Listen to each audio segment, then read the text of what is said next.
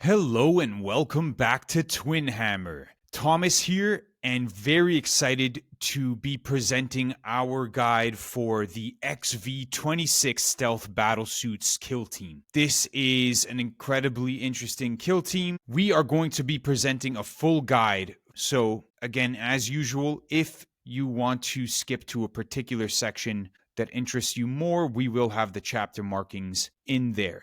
We are going to be doing an intro to the playstyle lore, their operative selection, faction rules, how the team plays, their strengths, and their weaknesses. Let's get into a quick overview of the team. This is a 7 operative team. We have 5 stealth suit operatives and 2 drones. They are a 5 kill op team. Only the stealth suits count for the kill op. The drones are considered expendable. We have strong shooting plus conceal tricks and movement tricks, and they are typically stronger when close together in terms of the synergy of their rules. One thing to point out is this is a marker, not an operative here. This is the homing beacon from the Lodestar that he can drop in the kill zone.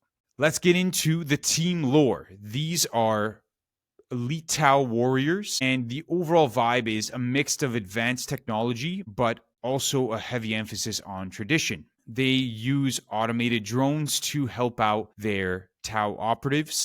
These are the smallest battlesuits in the Tau army. The Tau army employs quite a few different bigger battlesuits, and these are kind of their forward infiltrator battlesuits. They're smaller, but they have stealth fields. We have cutting-edge stealth technology. We have access to powerful ranged weapons like fusion blasters and burst cannons. They operate with martial philosophies, and the stealth suit team operates with Kauyon, which is the patient hunter. They will stalk their prey, wait for them to get close, and then pounce on them with powerful shooting. The playstyle in-game is going to be really around that Kauyon philosophy. It's defensive control, reactionary, and positional. First off, before we get into how their rules work, we're going to go over the operative selection. You will choose 5 stealth suit operatives, and you will have 2 drone operatives. You will always take the Chazre, which is your leader operative. We can see in the middle here, and you will always take the 2 drones. After that, you will have 4 options out of the remaining stealth suit operatives to choose from, and you have 5 profiles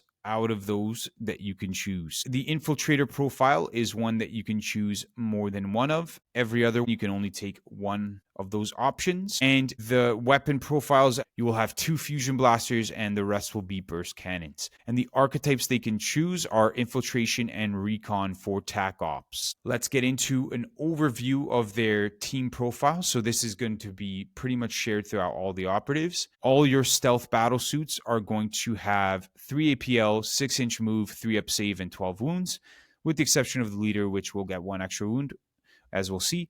And they're on 32mm bases. MV75 and 15 drones are going to be 2 APL, 6-inch move, 4-up save, and 7 wounds, and have a 28mm base size. Let's get into how to identify the operatives, because it can be a bit tricky. The Chazvre, their leader, will have a ceremonial knife or a pulse pistol holster. The Chazvre, in a nutshell, he is the drone controller, and he can increase the accurate rule, as we'll see. Designator has targeting equipment on his shoulders for marker lights, and he gives severe to the whole team. The Lodestar has this homing beacon that it's carrying, and it provides extra CP for the team with that beacon, and it can ignore piercing and obscuring. The Liberator is the Grenadier, and he will have an EMP bomb in his left hand and grenade strapped to his thigh. He is the team Grenadier. He has access to every type of grenade. Then we have the Neutralizer, who has this rectangular system jammer to look out for, and he can reduce enemy APL and allows for reactionary movement for the team. The Fusion Blasters and the Burst Cannons are optional choices. We'll go into what are the best as we proceed with the guide. The remaining operatives, we have the Infiltrator. As we can see, it's kind of like a plain stealth suit, base stealth suit model, and its special rule is it can counteract on conceal, which we'll see. The Gun Drone has 2 twin pulse carbines and has a shooting attack and photon grenades, which can slow movement. The Marker Drone doesn't have a shooting attack and has a marker light arm and sensor to distinguish it from the Gun Drone. It gives severe to the team, as we'll see. All right, let's get into the main faction rule that gives this team its identity. Stealth fields. Whenever a friendly XV26 stealth battlesuit operative has a conceal order, it cannot be visible to enemy operatives more than 3 inches from it.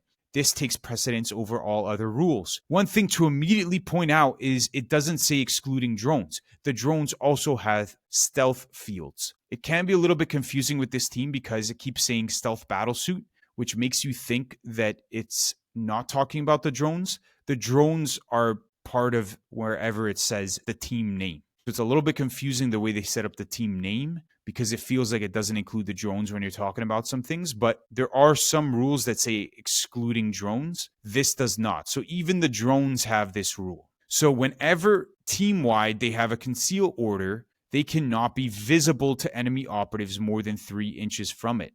This takes precedence over all other rules. So the important thing is they cannot be visible. This allows them to completely negate any rules like seek or seek light because these deal with cover. And the important thing is not only will they not be a valid target, they will not be visible. So this is very important for a lot of debuffs that have visibility as their only requirement. For example, stun grenades, visibility is the only requirement. And 6 inches. They can't be omni-scrambled, very powerful rule from the Disruptor. From Deathwatch, needs visibility. Can't be telepathic overloaded from the Magus from Brood Brothers. Can't be Veriscanted from Exaction Squad. Very nice debuff.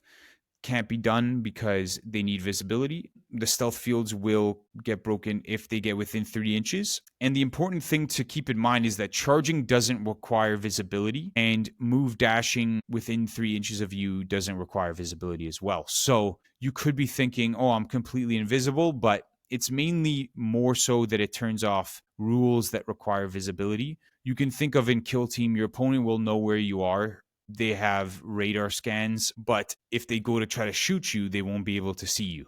And if they try to put a target on you, they won't be able to see you. However, they do kind of know where you are in terms of just running up to you or charging you. So important to keep in mind. Now, let's look at the stealth fields. What do stealth fields allow this team to do? It allows them to position in a way where they don't have to rely on cover. So it opens up different deployment positions. We can see here that you don't have to deploy behind heavy cover as usually you would have to do in Kill Team. And we can see here if they're on advantage and their opposing operative would get on advantage as well, they would not be a valid target because they are not visible. So usually if you were on advantage and your opponent just climbed up to advantage, they would break any cover you had, but this is not the case. So it allows them to kind of freely more operate around the board. But again, they still have to respect their opponent's threat ranges because again, it's only really protecting them from shooting from a distance. And one additional rule for stealth fields, which I just wanted to separate from the other, was that they can perform the fallback action for 1 less AP. So usually falling back requires 2 AP. In this case, if they have a conceal order, they can fall back for 1 action point instead.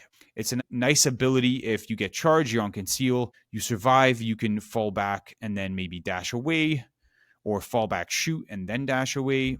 Let's get into another faction rule.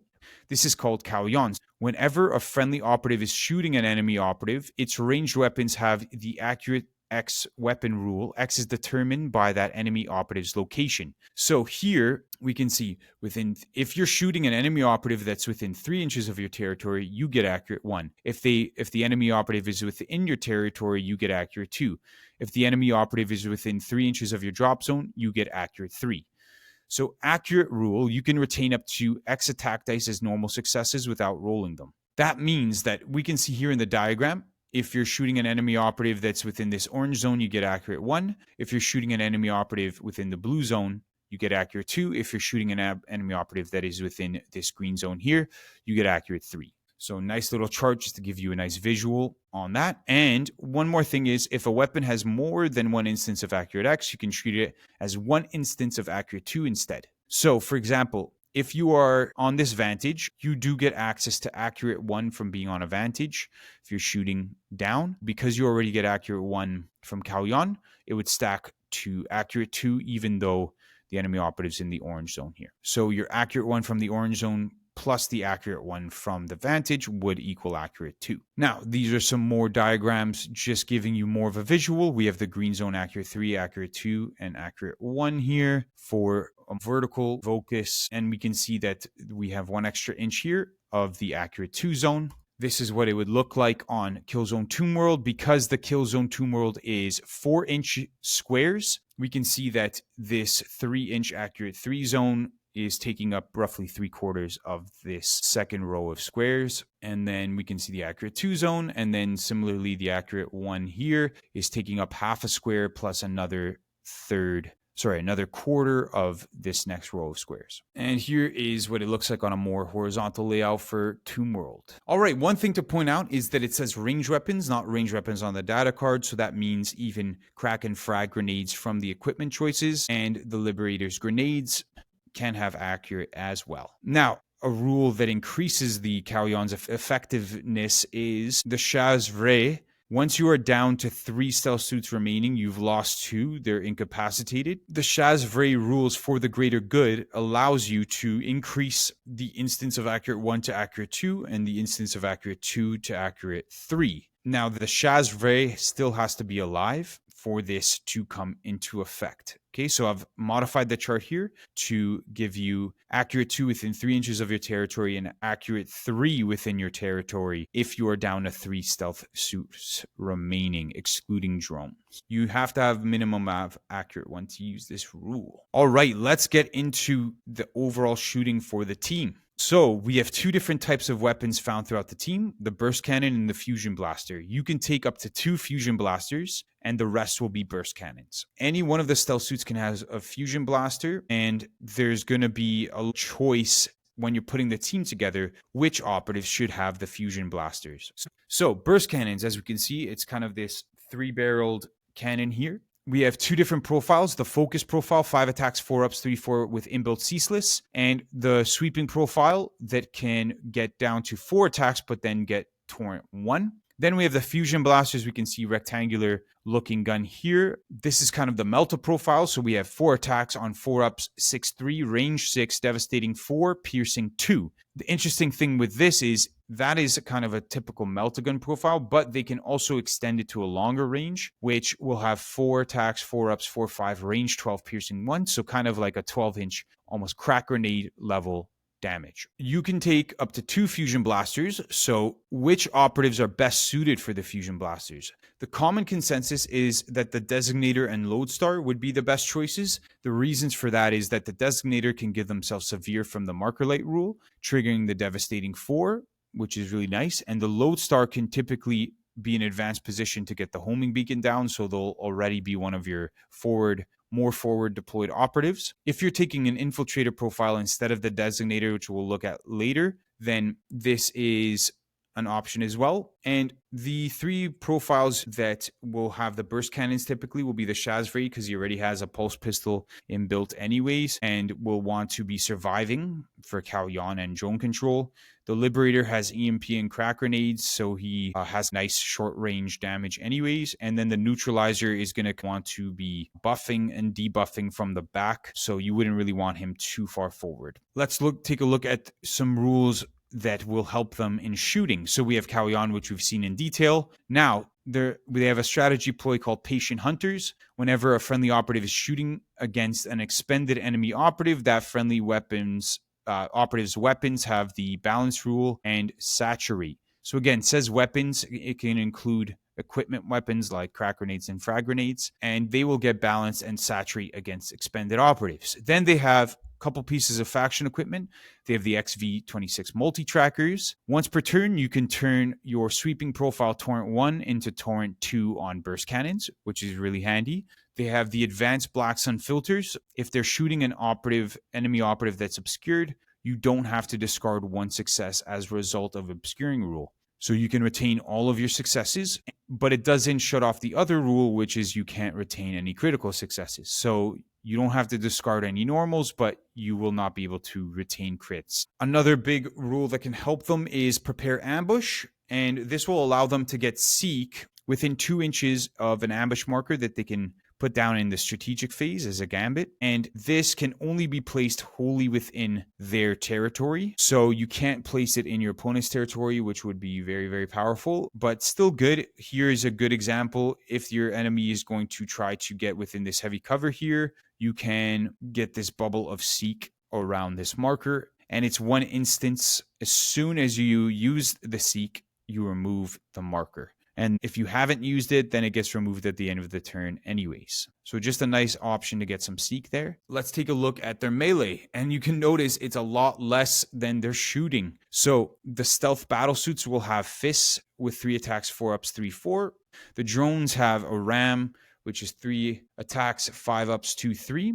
And the Shazvray has the best melee on the team because he can use his Pulse Pistol point blank in combat, which has 3 attacks, 4 ups, 4, 5 with accurate 1. The only melee rerolls they get is from Patient Hunters against expended enemy operatives. They get balanced in fighting, not in retaliating, but against expended enemy operatives in fighting. All right, let's go to the team tricks, their movement and survivability tricks, of which they have a few. So how they play is they're going to want a few key operatives to be setting up these 3-inch bubbles around themselves to be able to get their survivability and movement tricks. A lot of their movement and survivability tricks are in these 3-inch ranges.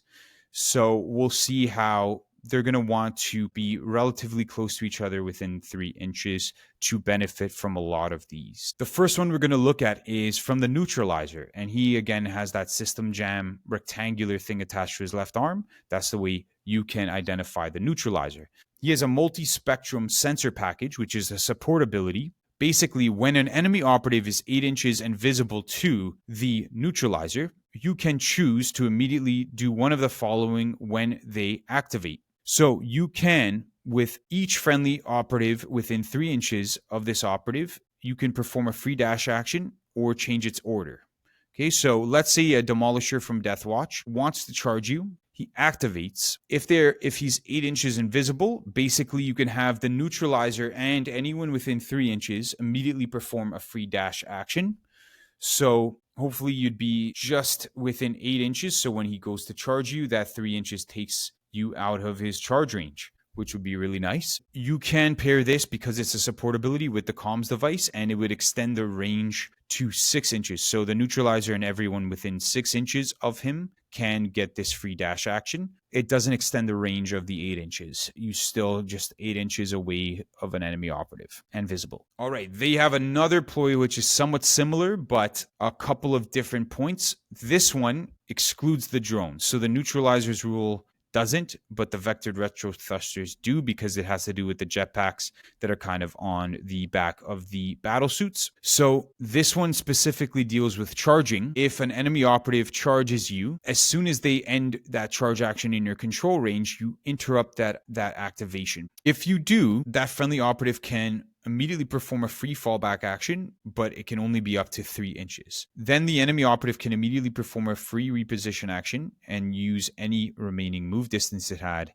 even if it's performed an action that prevents it from doing the reposition, such as charge. So the key thing in here is you want it to ideally be to the point where your enemy operative is using a full charge distance to try to charge you. Then your 3-inch fallback gets you outside of 3 inches of them, so then you would be safe on conceal, which is really nice. However, if they're charging you with just a short distance away and they have a lot of remaining move distance, can use the remaining charge distance to reposition and get within 3 inches, breaking your stealth fields to be able to shoot you. So against operatives that have really good combat and shooting, this can be a little bit lackluster if they're charging you from close, because they'll just get to be able to shoot you as well. Nothing says they can't just shoot you after doing that. So just be careful. If your enemy operative is a really good two-way operative, it might not be as useful. But if they're just like a pure melee operative, this is really, really nice. Another one that they have is Engaged Jetpack. It is basically allowing them to get a super climb once per turn with a battlesuit operative, not the drones. Until the end of that activation counteract, you can ignore the vertical distance they move during one climb and one drop. Very useful on Volcus, because you can get up to the second story of Volcus quite easily. But one thing to note is that it's not actually a pure fly move like the Vespids. It's kind of just a super climb. A fly move would allow them to kind of fly over a mine without triggering it, but that is not this. This is just a super climb. Jetpacks would make you think that it's a fly, but it's more of just like a helpful climb.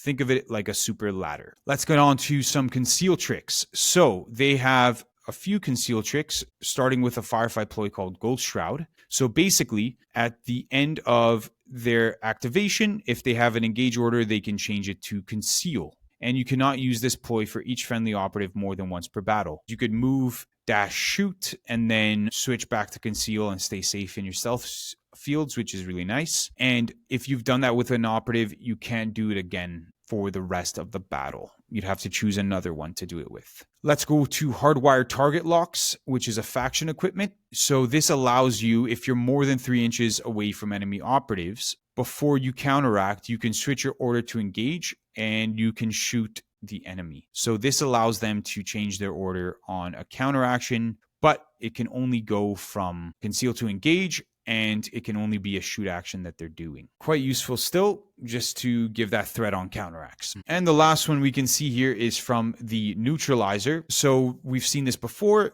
That same thing that could give a free dash action, the multi-spectrum package, can also just be an order change. And this is a big one because it can be like the Ghost Shroud or the target locks utility. So you could get either utility from either of these if you use the multi-spectrum sensor package for the neutralizer. So keep in mind that that neutralizer ability, as soon as your enemy activates, let's say they want to go activate and just shoot you from 8 inches away, all of a sudden you can just change the order of operatives within 3 inches or 6 inches of the neutralizer with comms device, and then just they go back into stealth fields. So the neutralizer is very powerful in terms of giving dashes or order changes. All right, let's take a look at some survivability tricks.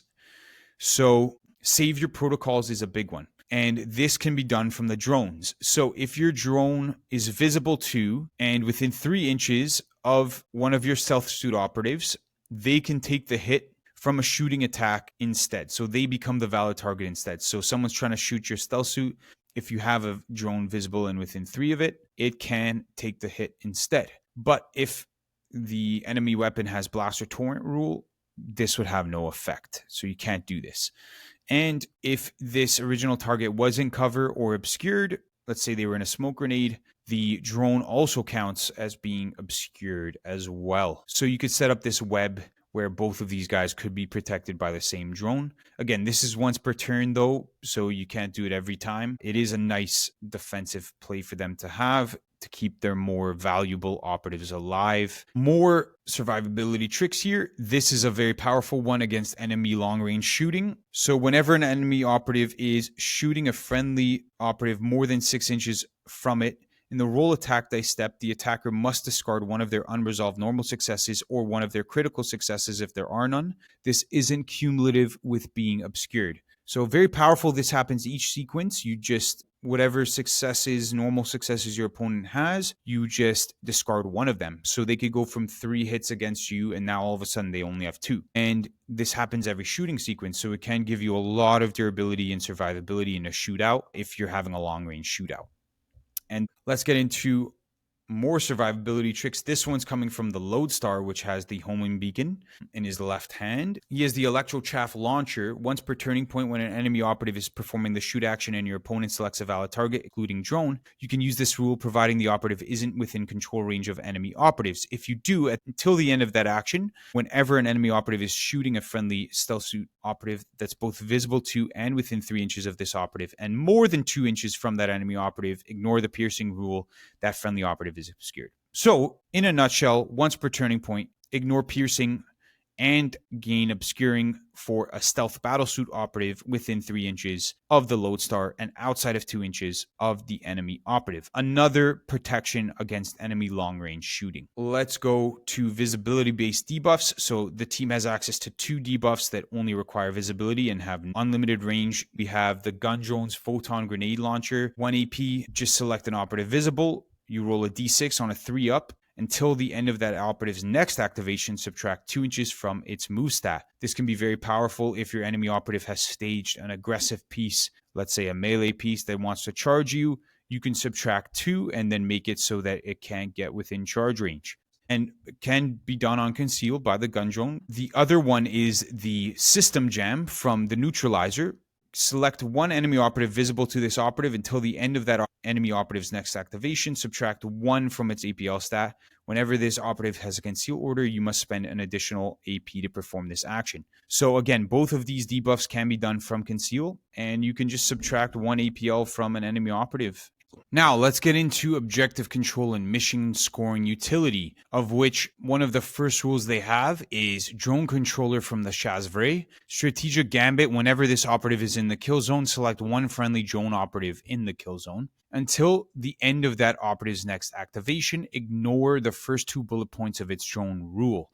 This takes precedence over that rule. These are the first 2 bullet points, so usually it's restricted to just the charge, dash, fallback, fight, photon grenade for the gun drone, and reposition and shoot. And then usually they're treated as 1 lower APL, so they would go from 2 APL to 1 for controlling objectives. So it's not a change to the APL stat, so any changes are cumulative with this. But he can remove these 2 rules for one of the drones per turn. So that gives them the ability for one drone to be able to, for example, operate hatch, counts for 2 EPL for objective control, can open it up to do mission actions. So this is really nice to get extra utility out of your drone operatives. Now, they have a very specific faction equipment called counter network jammers. It's going to be really good if you're going up against 2 APL teams and you think there might be this very specific scenario where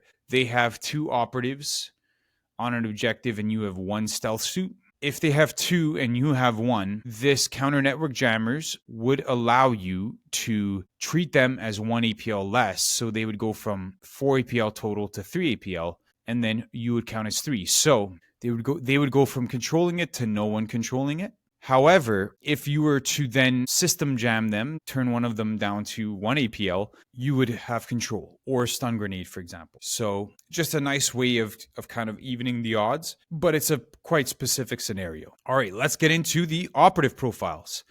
So starting with the Chasvray, we've seen his drone controller ability before. We've seen the burst cannon and fusion blasters. He has the same profiles as the rest of them. The main thing to point out is that he has 1 extra wound and he has a pulse pistol, which you can't really see modeled. There is a little holster that is an optional model here to put on, which I would recommend because the ceremonial blade is literally not even on its profile, which is weird. So I would recommend just modeling the actual the pulse pistol here just to be more accurate to what the model actually has.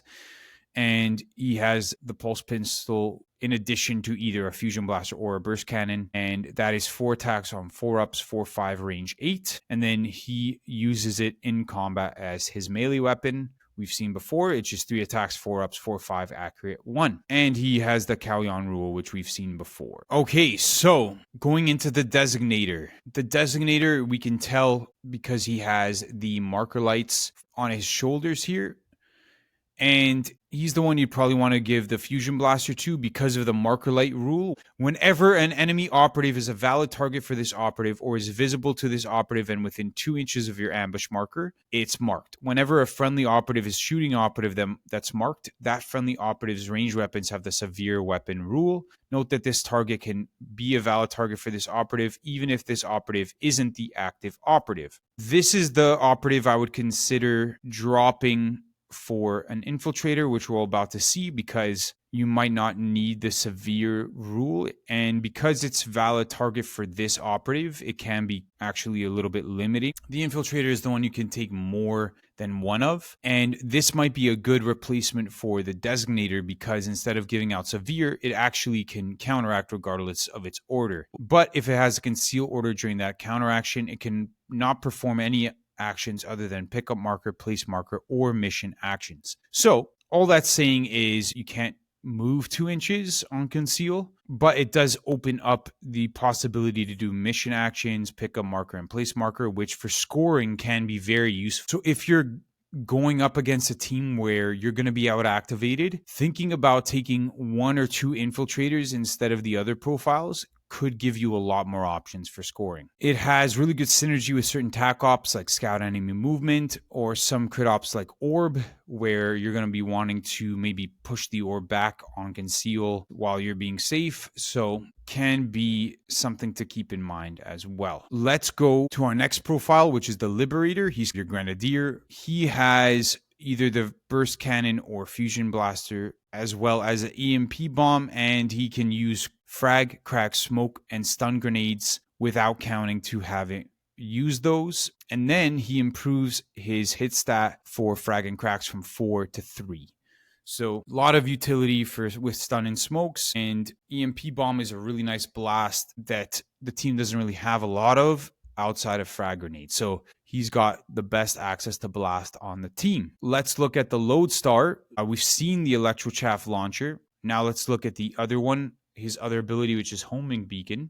He's coming in carrying the homing beacon, and you can place the homing beacon down in the kill zone. If you place it more than 6 inches from your drop zone, you're going to roll a d6. If it's just within your opponent's territory, so just across the halfway line, you roll 2d6, and if it's within 6 inches of your opponent's drop zone, you roll 3d6. So any result of 4, you gain 1 additional CP. So in the ready step of each strategy phase, you basically can roll these dice to get extra CP. So depending on how far you get this marker up the board, can generate a lot of extra CP for you. And the first time an enemy does the pickup marker action on your homing beacon, they basically destroy it. So your enemy can come and try to pick up marker action on your beacon to destroy it. But your operatives, your stealth suit operatives, not the drones, can pick up the marker and kind of move it around. But it's only if the marker is in the kill zone on the ground, basically, that you can get the extra CP. So again, can give you a lot of CP if you get it in the right spot. Let's say you move them up far away from your opponents into a nice spot. You just place it down far up the board. Tomb World, let's say, in just a very far room. It can generate you a lot of CP if you roll well. Let's go into the Neutralizer. We've seen both of his abilities already, and he can either take Burst Cannon or Fusion Blaster, but you're going to probably take the Burst Cannon on him. And we're going to get to the Gun Drone, which we've seen so far. The only thing we haven't seen is his Twin Pulse Carbine is 4 attacks, 4 ups, 4/5 ceaseless. So pretty good shooting attack on the Gun Drone as well. And the Marker Drone, we've seen the Marker Light rule on the Designator, and this is the exact same thing. So that's another reason why you might drop the Designator for an Infiltrator, because the Marker Drone has the same Marker Light.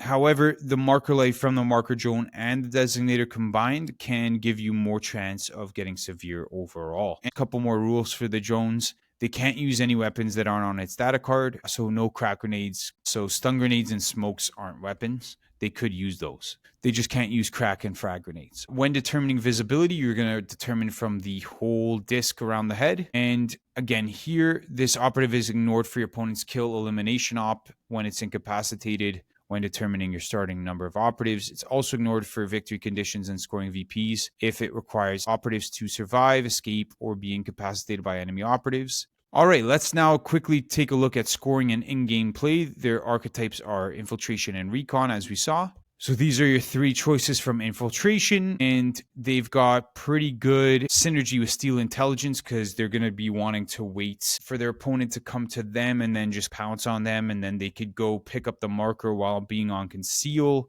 Plant Devices and Track Enemy are also pretty good synergy as well, though. So decent synergy, nothing that just really screams take this every time, but all 3 good options. The Recon archetype, probably flank is not going to be the best synergy because you're not going to be wanting to be really all the way up in your opponent's zone, although it could be an option in certain matchups. Retrieval, decent synergy. Scout enemy movement, actually pretty good synergy because you can do this on Conceal and you could get good visibility to try to do this, especially on Volcus, because you'll be safe on Vantages. So scout enemy movement has better synergy with this team than most, but all 3 solid options. Probably scout enemy movement has the most inbuilt synergy with the team. Now, just a thing of playing sequence. So You're going to want it to move into position to be able to score or threaten your opponent.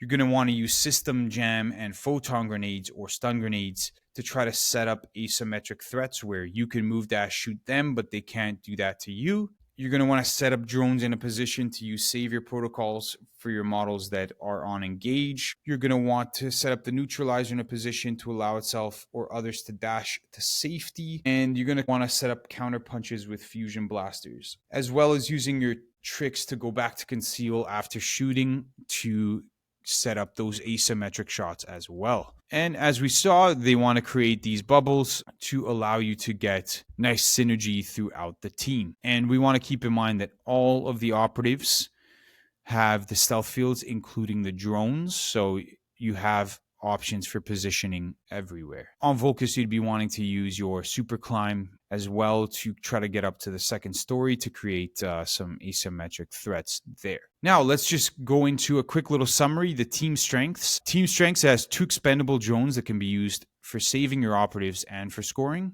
which is a big strength of the team. Stealth fields allow for very interesting positioning. Access to 2 piercing 2 fusion blasters, which are the melta profile that we've seen. They're really powerful, exceptionally good in a long range shootout, can easily fall back and get away if they survive combat. They can set up reactionary asymmetric threats if set up properly, and they have nice reactive defensive abilities that we've seen. Now, the team weaknesses to summarize is they're a shooting-focused elite team that can't shoot twice in one activation. This can be quite tough into certain matchups like the Goremongers, where they will survive even a fusion shot to the face where most operatives wouldn't, and then you can't shoot them again. And this team doesn't have the best melee, so can be a little bit tough to get around those types of matchups. They can counteract regardless of the order like Astartes can, except, of course, if you take the Infiltrator profile. But even then, you can't move during it. Lack of double kill potential. They find it hard to get double kills that other elites can do quite easily, like charge, fight, shoot. Can be harder for them for sure because their melee is not powerful. Have to be close to each other for many rules. So as we saw, a lot of it has to be within 3 inches, which for an elite team is going to be a little bit hard to set up. You might want to have your operatives spread out a bit more, so can be a little bit difficult there. Their rules have a lot of restrictions and limitations, making them hard to set up, and they have weak melee with really not a lot of ways to boost it. Not a lot of rerolls, not a lot of way to do extra damage or anything like that. Thank you so much for watching. Let us know if this was helpful and you learned something you didn't know before. Let us know if the diagrams really helped make some of the more wordy ploys and concepts just a lot easier to understand. And let us know if you're excited to try these stealth suits, master the Art of Kauyon, and if you are just excited to try them out. If you're interested in the stealth suits or the Wolf Scouts or Death Watch or Canoptech, Tomb World, or anything Kill Team, as well as anything hobby, any hobby supplies, our friends at Top Shelf will take care of you extremely well. So check them out, link in the description below, and they will help you out very well. Speaking of covering all of your Kill Team needs, we are honored to also be featuring Crossfire Games products on our channel. I had the pleasure of playing Nick, the owner of Crossfire Games, as my first game at Worlds. He was playing Chaos Cults. An amazing guy, and he produces all of these incredible products for Kill Team. There is a lack of these products in the official main range, and Nick has gone and designed these dream products for Kill Team. Everything you could want to bring with you to your Kill Team games, custom tokens, everything that there's a lack of in the main range. Nick has gone above and beyond to design exceptional quality products to help you out with your Kill Team games. So we have, as you can see here on the screen, a number of incredible products. The most show-stopping product is the Battle Box. It basically can carry your team. It can carry all of your dice, your tokens, your cards. It can have the tracker as well as a card holder on top. Your Kill Team magnetized in the main body of it. It has a drawer for the cards on the bottom. It has a dice tray with dice holders on either side. It has token holders to represent your strategy ploys, your crack grenades, your stun grenades, smoke grenades that you need. It's literally everything you could want in one box. It has an exceptionally good quality handle that is super, super high quality you could bring around with you. We can see here we have an incredible array of tokens you can also get. Right now, there's no product for individual tokens, but Nick has gone to fill that void with exceptional quality tokens that are available in these incredibly nice colors: green, orange, white, black. And he has also designed this incredible foldable gauge for measuring, which is amazing. This card sorter, which is really, really incredible. He has this whole sorting tray here. The lid is actually the score tracker, which is just incredible design. And he has very, very fun custom dice. So the target, Crossfire Games target for the 6, and then an angry symbol on the bottom for when you get a 1. So very, very fun dice. And I've seen these products in action at the World Championships. I saw a lot of people with them, and I was just incredibly in awe of how amazing the quality that these products had and just the convenience. I'm a huge organizer. I love organizing everything, and this just was like everything I could want. So, organizer's dream. This is an incredibly good product for the holiday season. This would be an incredible gift to give someone that you know loves Kill Team, and we are just very happy to be featuring this on the channel. We have a code in our description. There'll be a link for 10% off from the Crossfire Games website. If you use our code in the description below, you'll find a link to the website with an automatic 10% code for you to purchase products there. And we are just so excited to be featuring these products on the channel. And big thank you to Nick for all of his amazing work. And we are just so excited to be featuring these. Thank you again for watching. Hope you have a wonderful rest of your week, and we will see you in the next